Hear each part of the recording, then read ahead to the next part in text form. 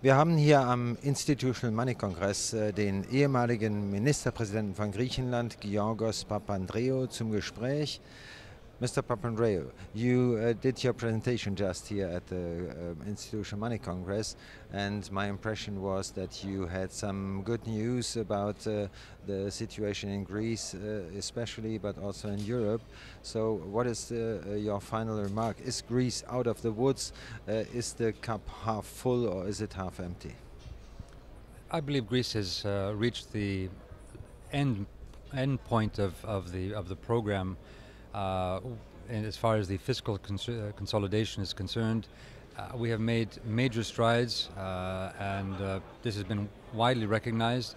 And now I think we need to focus on more deep structural changes. We have voted in Parliament many changes. Now they need to be implemented in specifics, such as opening up professions more and reorganizing the tax system in a better way. But we have made major strides there. I would say Europe also has made major strides. One can say that we have done more in Europe as far as institutional change than anybody would have expected. But at the same time, I would say it's not enough for the challenges we face. So you can look at the cup being either half empty or half full. But if we look at the challenges, I would say it's more half empty. We have important institutional changes to make, and I think we also have to create a new spirit of our European cooperation in order for Europe to be able to maintain some of its basic values, its basic, if you like, social contracts, its basic bargain, but also be competitive around the world, and not simply in a race to the bottom, but also in a race to the top. A high quality, a green economy, and we have the potential. That's what I believe in. But we have the potential, but we need to have a new narrative of working together rather than blaming each other. You mentioned that there has been progress in topics like tax evasion, like corruption, but as well you said in your presentation that there has to be a change of mindset that is not so easy to achieve.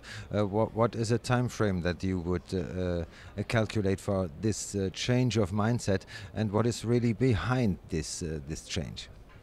Well, first of all, I think people, when I was elected, realized we needed a change, and my slogan was either we change or we sink. But we were sinking. The pain of austerity has slowed down the desire for change, because people are feeling this pain of unemployment, and sometimes special interests can say, well, you see, people are suffering, and therefore why are we pushing other changes? The former Chancellor of Germany, Gerhard Schröder, has told me many times, I think he said this publicly also, that he and Germany could not have had both austerity and reform at the same time. We prioritized austerity because that was the program. I think we should have prioritized reform, which would have helped then for more of a mindset, but a mindset change. But I also understand, I mean, people are now really thinking of, everybody believes that we have to change things in Greece. Now, where and how is another question. There'll be different political debates, but we realize we have to have a much more efficient state, more transparent, a more just tax system, and in fact, many of these things have been legislated. I would add to this, however, that the more we can bring people into participate and feel that these solutions are owned by themselves, it's not something imposed, the more there will be a mindset change, that this is something that is owned by the Greek people. That's why I proposed a referendum, actually. I said, I want you to own this. It's a difficult program, but you have to make the decision. If you make the decision, then the mindset will be much easier to change. Unluckily, we didn't have the referendum. I thought it should have been, would have been a positive result, but in any case, we would have owned the solution ourselves. But can you understand that the perception here in Germany or in other countries as well is that it isn't going fast enough, let's say, regarding structural reforms, regarding the abolishing of tax evasion? Wouldn't be a tax rise, for example, have been a good solution to give a real sign to the other countries in the Eurozone that things are going on in Greece? I understand the perceptions in the public in Germany, and but sometimes they are dominated by media stereotypes, if you like. For example, Greeks don't work very long hours and so on. Actually, according to OECD, Greeks work some of the longest hours in Europe. I think the longest over the past years. So these are stereotypes which are very media fed. But I would want to come to a particular point. It does take time to make changes. Think of your own experience in the unification of Germany. A different one, but still, Greece is not too long ago has come out from the dictatorship, and we came into the European Union very quickly after the dictatorship, not doing all the glasnost and the perestroikas that other countries may have been forced to do for the Copenhagen criteria, as they're called, to become part of the European Union. And we now are facing major changes which are taking some time, but at the same time think of the fact that we have made a fiscal adjustment from 15.6% of deficit to 2.2% in 4 years, and that's a record for any OECD country ever. So how much more quickly should one do this? The fact that we have put more emphasis on the fiscal and less on the structural is a problem, I believe. And now we need to focus on the structural.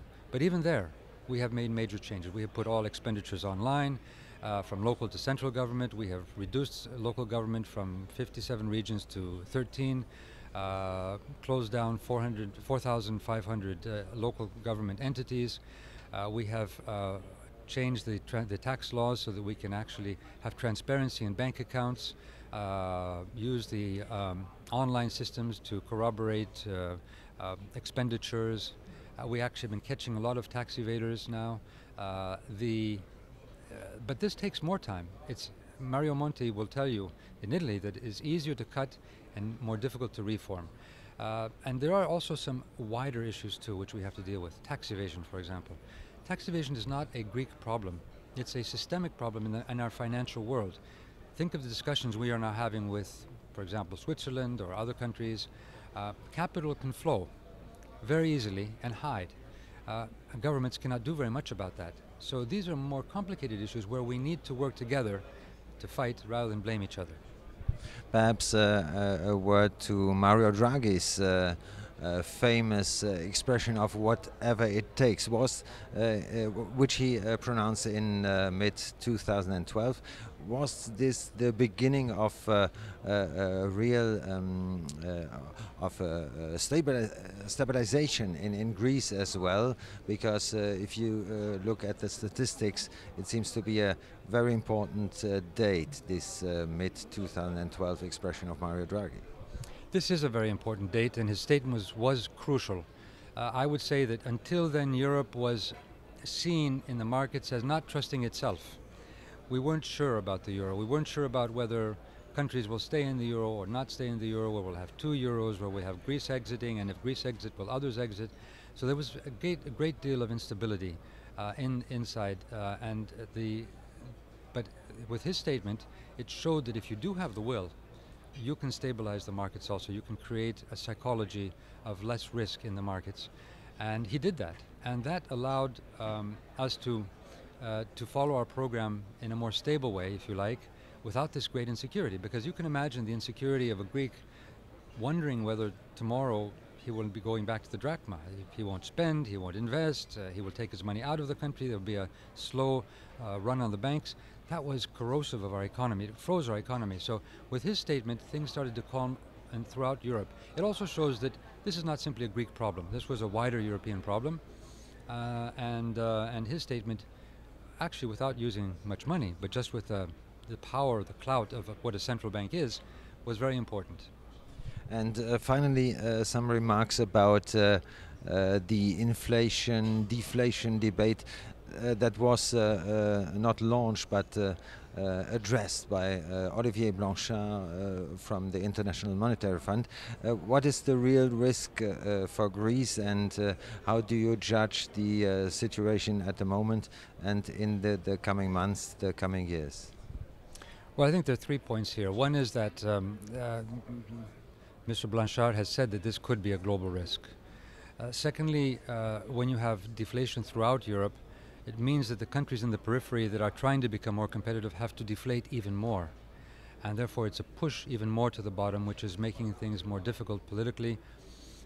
But it also then has another aspect, that is, it is making the GDP less, and therefore our debt to GDP is more unsustainable. It's making it more difficult for us to deal with the debt. And I would add one more thing, that this also creates a sense of stagnation at a time when we should actually access capital which is cheap around the world to create investment and invest in the future in our infrastructure to make Europe-wide, if you like, competitive. And I'm not saying simply taking projects for national projects and so on. I'm saying let's think of European projects for communications, transportation, energy grids, green energy grids, which would allow for creating a different Europe, a growth program, of course, but one which is sustainable, one which will have profits, and profits which will go back to our citizens and to our taxpayers.